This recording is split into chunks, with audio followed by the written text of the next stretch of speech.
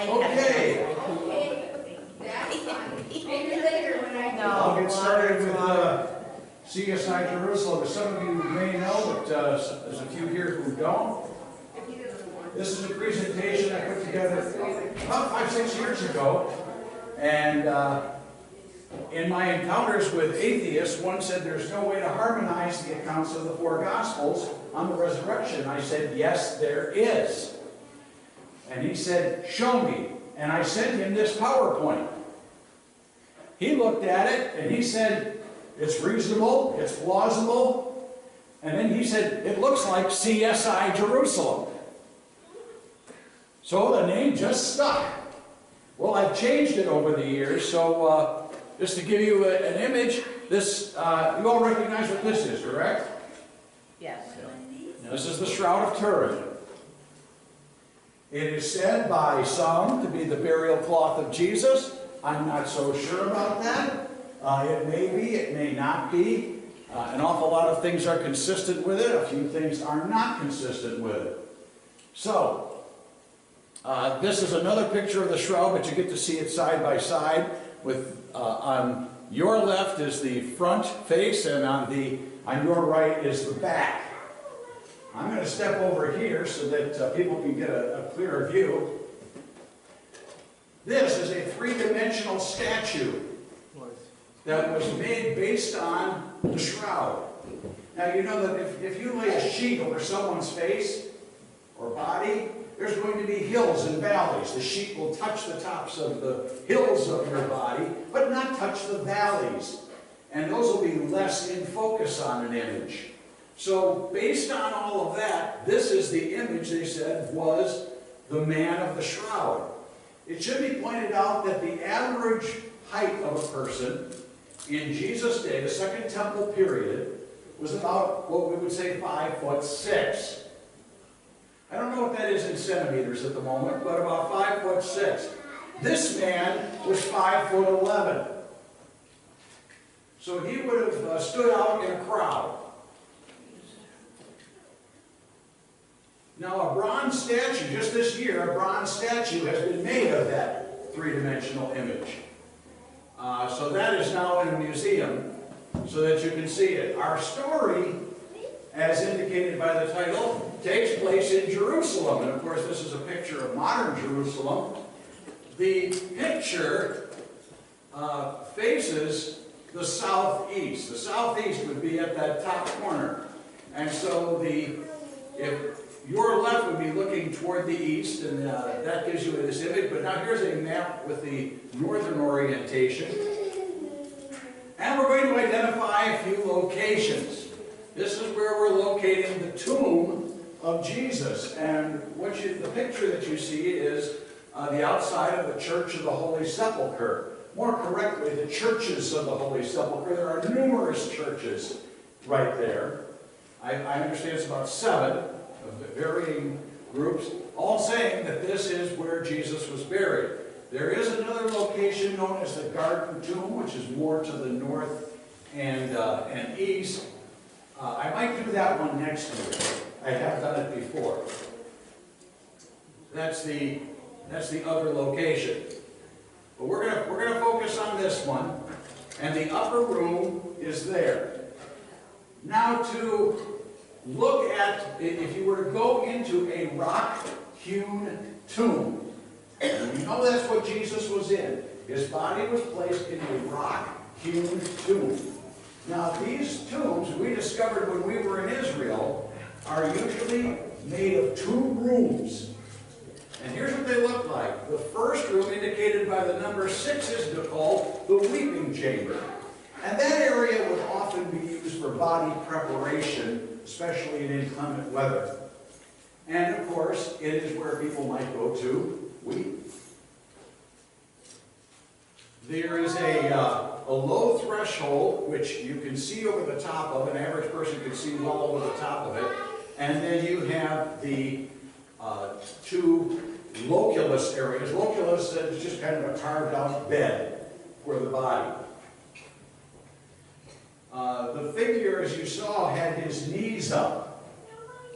Well, if you were placed in a loculus like this, his knees would have to be up because he's a bit taller.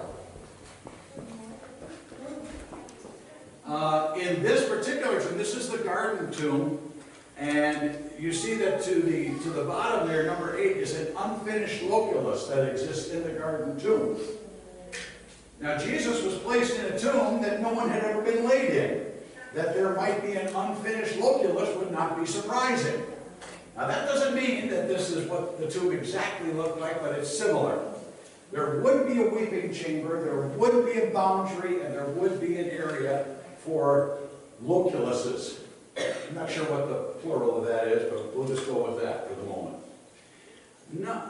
You see at the bottom, where you see number 9, there is a small window. That is for ventilation, because when bodies decompose, they turn mostly to water, and that water has to evaporate. Now, in the early morning, that and the door would be the only source of light.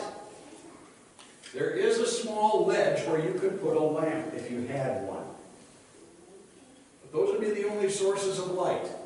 This is what the finished loculus looks like in the garden tomb.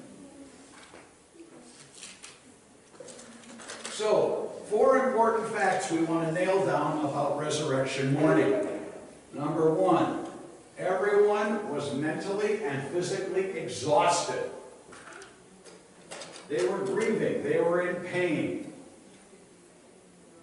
Everyone was unwilling to believe that this could happen. Nobody was expecting it. Were the women who went to the tomb going to meet Jesus? No, they were going to anoint a dead body. They were going to try to keep it from smelling bad all the time. So there was no anticipation of this. Also, there was more than one route to the tomb, and it was dark in the morning. Jerusalem was surrounded by walls at this time. And so as the sun rises, it still doesn't get into the city for quite some time. Earlier events were chaotic, and an awful lot of things happened at once. This is why the gospel accounts read so confusing, because a lot of things happened at once. So it looks like a whole bunch of people were running around like chickens with their heads cut off because nothing like this had ever happened before, and nobody had any idea how to handle it. And you know why it looked like that? It looked like that because a whole bunch of people were running around like chickens with their heads cut off because nothing like this had ever happened before, and they had no idea how to handle it. So, who are the characters in our story? We start with Mary Magdalene, Mary the mother of James, Joanna, and other women set out for the tomb while it was still dark. So even though the sun may have risen, it had just risen. And it was still dark in the city. They arrived as the sun rises, and they see that the stone is rolled away. Mary, seeing that the stone is rolled away, rushes off to tell the disciples, and all she has seen is that the stone is rolled away. She has not gone into the weeping chamber. She has not obviously then gone into the tomb. She has seen nothing other than the exterior of the tomb, and the stone is rolled away. And on that she makes a whole bunch of assumptions and runs off to the upper room. Meanwhile, the other women enter the tomb. So here they're going to go into the tomb, and let's look inside. I suspect the women went into the weeping chamber and looked into what we will call the tomb. The tomb is the area where the loculuses are. And they see 2 angels. One angel says Jesus is risen and tells the women to report the news to Jesus' disciples. Well, at first, the women are afraid and do not do as the angel says, but they leave the tomb and tell no one. Mary Magdalene now arrives at the upper room, and and tell those who are there, which are several, but at least include Peter and John, she tells them that Jesus' body has been taken. Now what has she seen? What's the only thing Mary's seen? The rolled stone. The stone is removed. Has she seen that the body is missing? No, she has not. She jumps to a conclusion. Bear in mind, as I'll bring out in the message, grave robbery did occur. And sometime after this, the Emperor Claudius issued an edict against it. About 10 to 15 years after. Well, Peter and John and Mary now all head for the tomb. So they are now rushing off to the tomb. The guys definitely running faster than Mary. Stooping down, John saw the linen cloths lying there, yet he did not go in. Well, if he saw the linen cloths lying there, he had to go into the weeping chamber. Jimmy, Kathy, and I, Sandy, we have seen this tomb. There is no possible way, unless you climb up and look in the window, there is no possible way to look into that tomb unless you go into the weeping chamber. So clearly John went into the weeping chamber and looked into the tomb. Then following him, Simon Peter came also. He entered the tomb and saw the linen cloths lying there. Now just my personal suspicion, I think John was hesitant to go in because he was a little more persnickety about the Jewish laws, didn't want to go into the tomb and defile himself.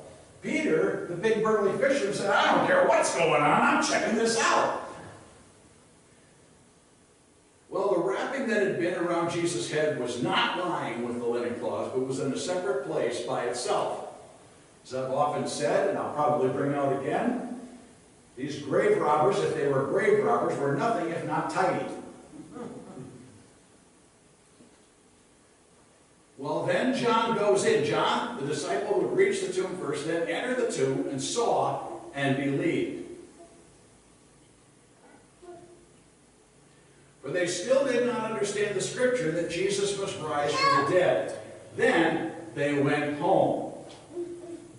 But Mary stood outside the tomb crying, and as she was crying, she stooped to look into the tomb. Once again, if she looks into the tomb, she has to go into the weeping chamber.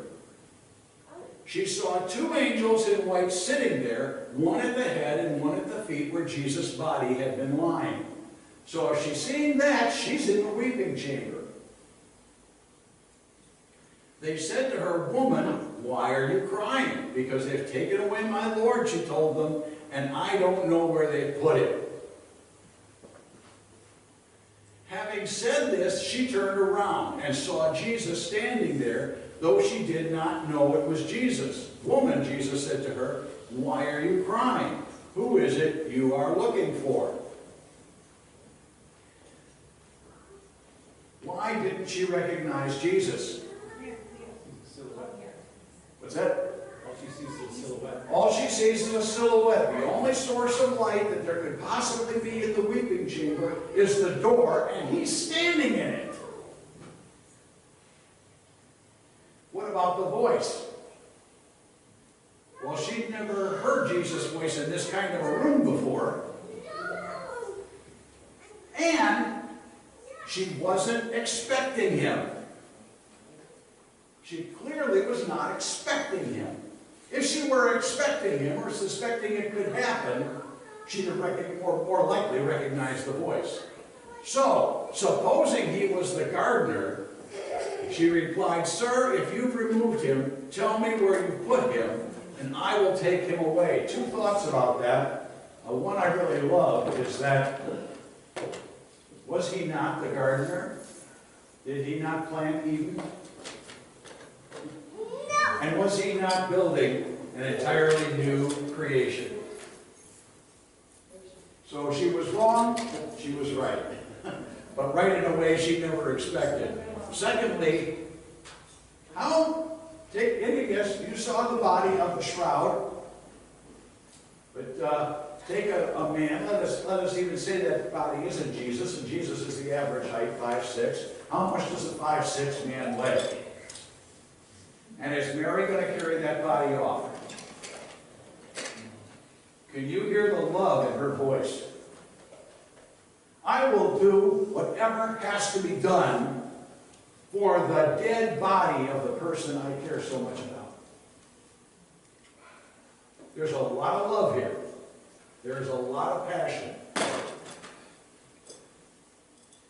Jesus said, Mary, turning around, she said to him in Hebrew, Rabboni, which means teacher, or more accurately, my teacher.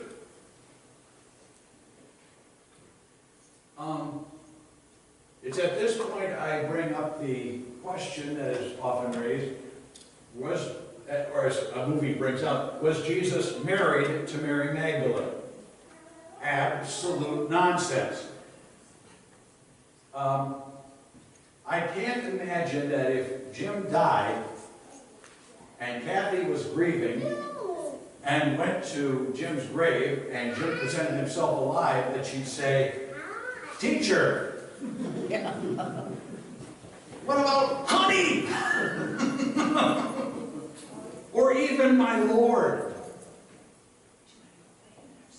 In this culture, she'd never say that.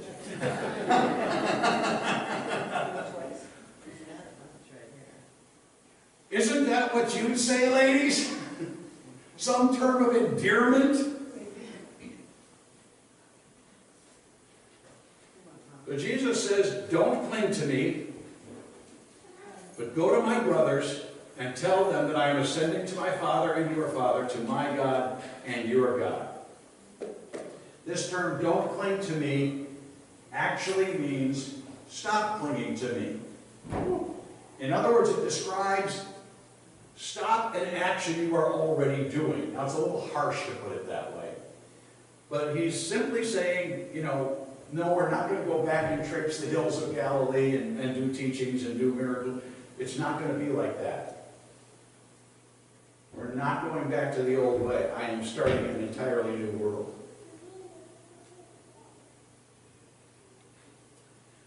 Well, meanwhile, back at the ranch, Peter and John have been heading back to the upper room, probably a lot more slowly than they went to the tomb.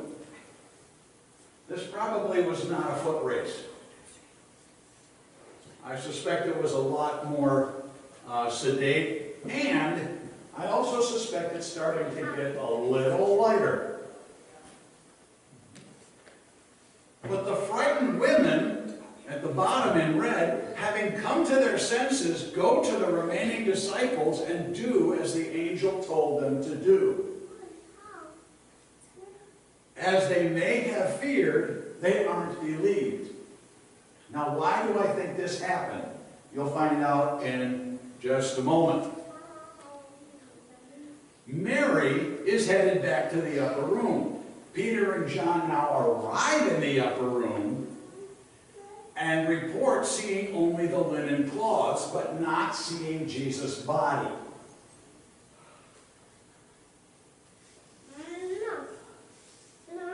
At this point, Clopas and his companion set out for Emmaus.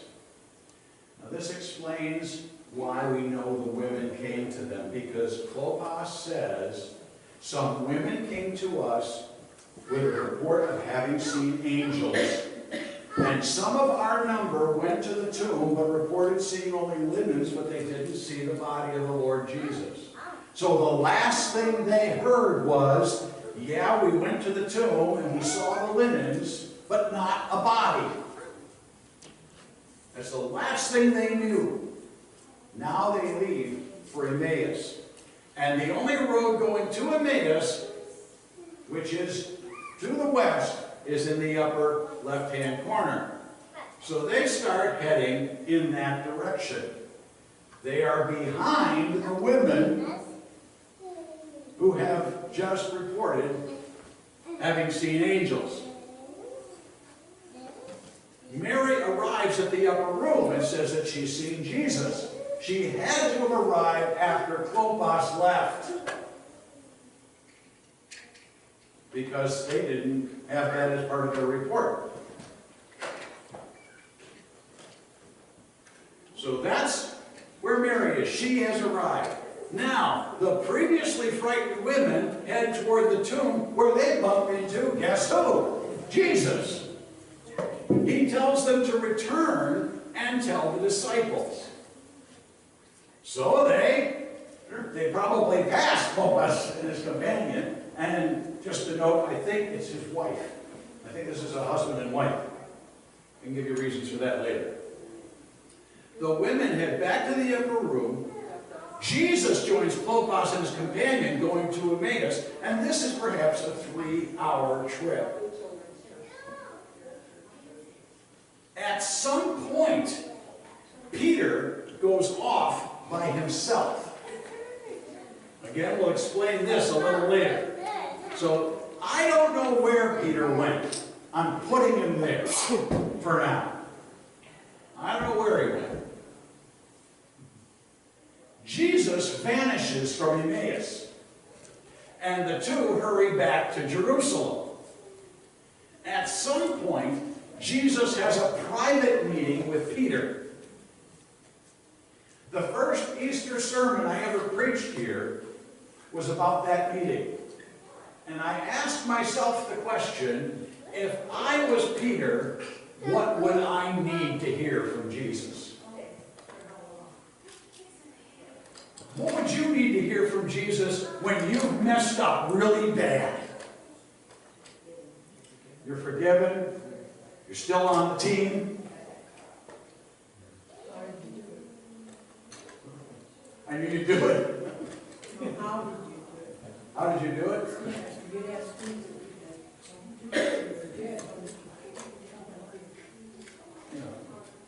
How did you do this little trick?